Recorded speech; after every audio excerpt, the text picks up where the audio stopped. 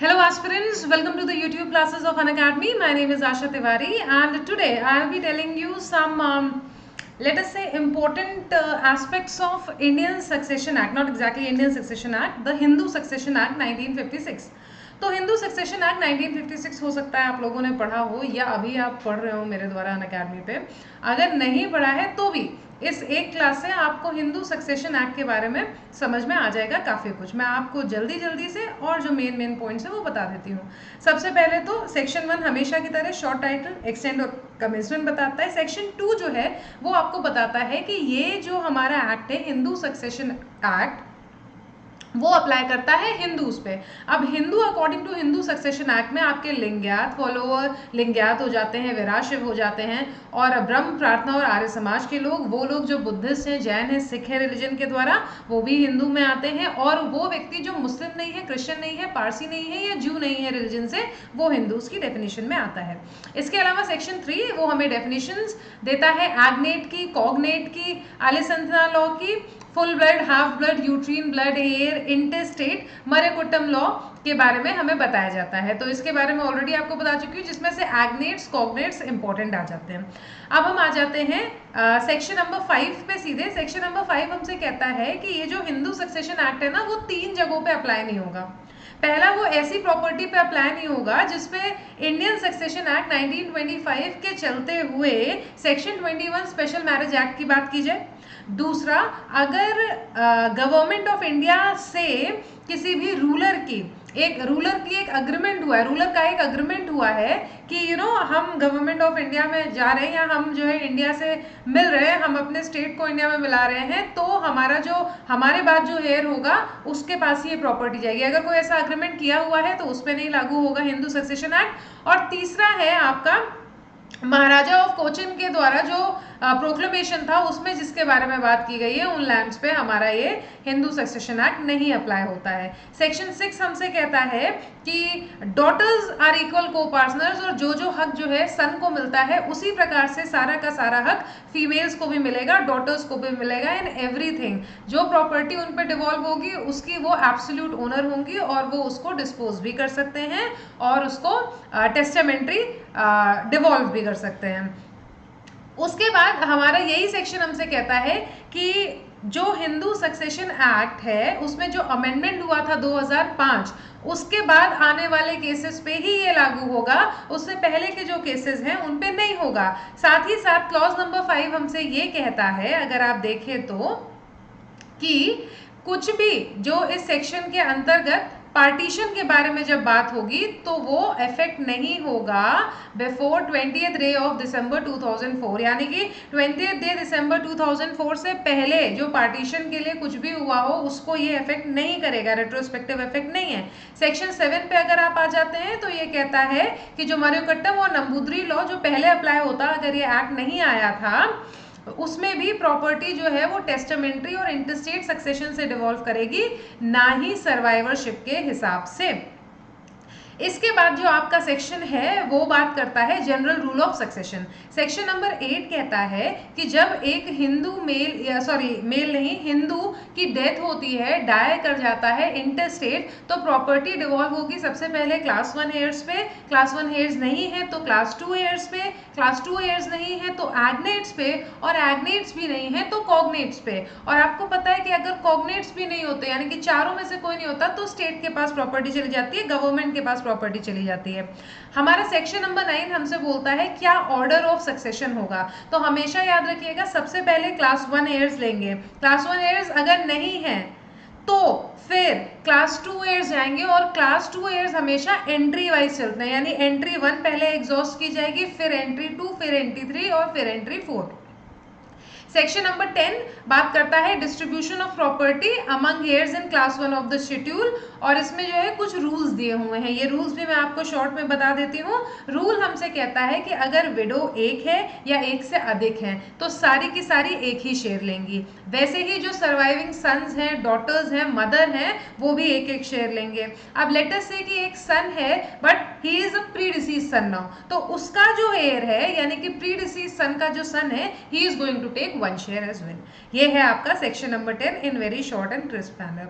Section 11 कहता है class 2 heirs को प्रॉपर्टी एंट्री वाइज मिलेगी, इक्वली मिलेगी। सेक्शन 12 आपसे कहता है एग्नेट्स और कॉग्नेट्स में हमें देखना पड़ेगा कि डिग्री ऑफ एसेंट और डिग्री ऑफ डिसेंट से कौन आ रहा है पहले, और उस हिसाब से प्रॉपर्टी मिलेगी। अगर दोनों समान बैठ रहे हैं तो फिर साइमल्टेनियसली लेंगे। जैसे कि मान लीजिए कि एक जो हिंदू इंटरस्टेट मरा है, एक उसका भाई है और एक उसका चाचा है, तो नाम से ही पता चल रहा है कि भाई को पहले कंसिडर किया जाएगा। कैसे आपने ये पता किया? आपने पता किया ये डिग्री ऑफ असेंट और डिग्री ऑफ डिसेंट से। सेक्शन 12 इसी के बारे में बात करता है।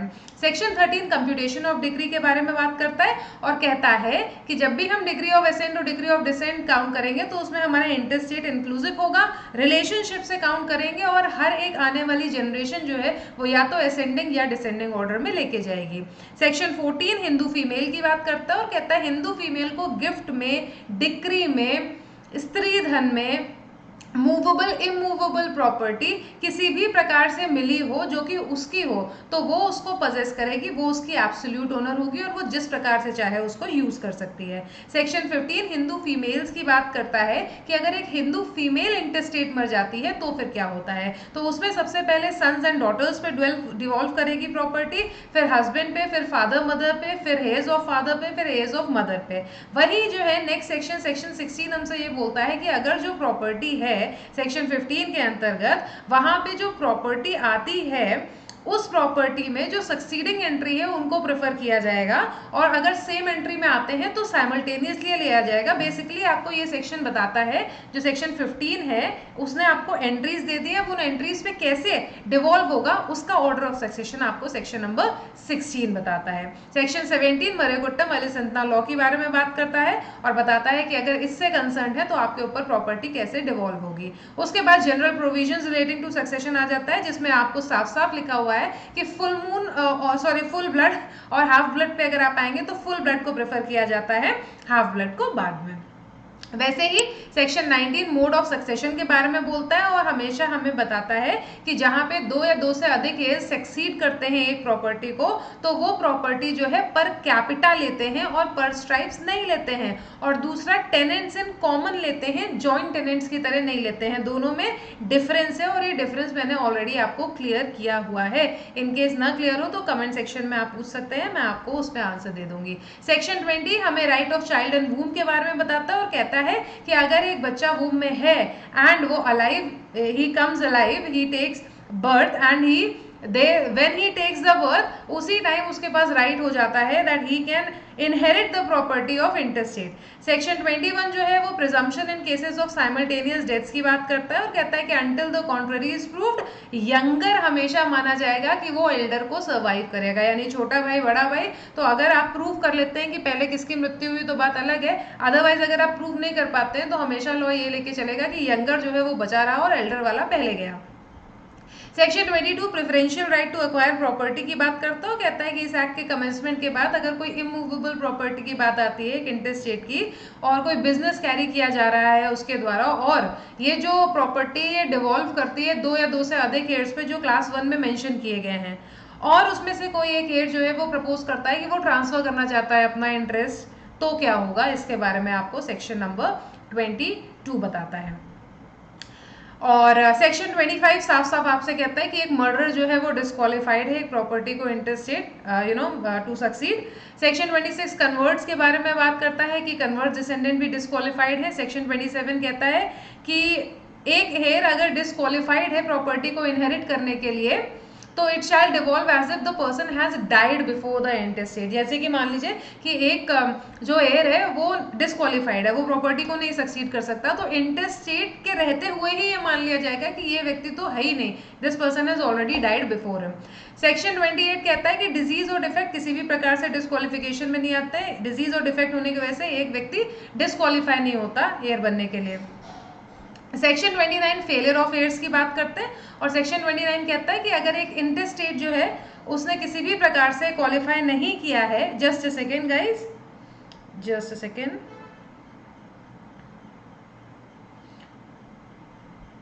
क्वालिफाई नहीं किया है, सेक्शन 29 फेलियर ऑफ एयर्स की बात करता है और कहता है कि अगर एक intestate has left no heir qualified to succeed तो वो प्रॉपर्टी गवर्नमेंट को चली जाती है। ऐसे ही टेस्टामेंट्री सक्सेशन के साथ मैं आपके पास वापस आऊंगी। आज के लिए इतना ही रखते हैं।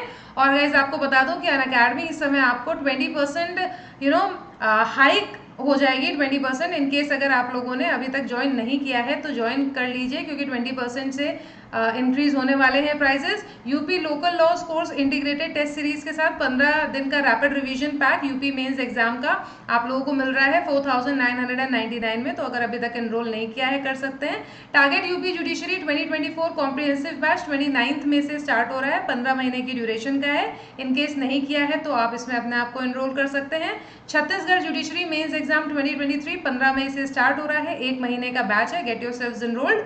Linking regular batch 2.0 judiciary exam का स्टार्ट हो चुका है 4 मई से, 12 महीने की ड्यूरेशन का है। Similarly Himachal Pradesh judiciary prelims rapid batch offer price 6999 चल रहा है। Get yourselves enrolled. Live plus recorded classes available हैं। Comprehensive batch for judiciary is also है, जिसमें आपको एमपी, यूपी और आरजेएस पढ़ाया जाएगा शुभम सर के द्वारा। देन प्रचंड minor law for Rajasthan judicial services is also here. GS महापैक is here. History, polity, geography, static, GK, basic science और करंट अफेयर्स कवर किया जाएगा। And comprehensive judiciary batch with Anil Khanna sir is here. Bihar judiciary simulator mock test series at ₹499 is here. So get yourselves enrolled as soon as possible because prices are going to hike by 20%. So buy now to save big. You can follow me on Unacademy by my name Asha Tiwari. You can use my code ASHA Live. Thank you so much. Have a nice time ahead and bye bye.